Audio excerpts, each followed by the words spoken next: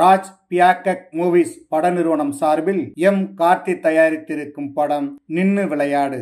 இந்த படத்தில் கதாநாயகனாக நடன இயக்குனர் தினேஷ் நடித்திருக்கிறார். கதாநாயகியாக நந்தனா ஆனந்த் நடித்திருக்கிறார். மேலும் தீபா சங்கர், பழக்கருப்பையா, பசங்க சிவகுமார், சாவித்திரி, சங்கவி, ஜோதி, மதுரை குமரன் உட்பட பலர் நடித்திருக்கிறார்கள். இந்த படத்திற்கு சத்யதேவ் உதயசங்கர் இசையமைக்க பிச்சுமணி ஒளிப்பதிவு செய்துள்ளார். கி சங்கர் படத்தொகுப்பு செய்ய எம் சரத்குமார், கீர்த்திவாசன் ஆகியோர் இணை தயாரிப்பில் பங்கெடுத்துள்ளனர். இந்த படத்தின் கதை எழுதி இயக்கியிருப்பவர் சி சவுந்தரராஜன். இவர் சில இயக்குனர்களின் பல வெற்றி படங்களில் இணை துணை இயக்குனராக பணியாற்றியவர். மதுரையில் நடந்த உண்மை சம்பவத்தை அடிப்படையாக கொண்ட காளை மாடு வளர்க்கும் இளைஞனின் காதலும் வீரமும் கலந்த பாச போராட்டம்தான் இந்த படத்தின் கதை.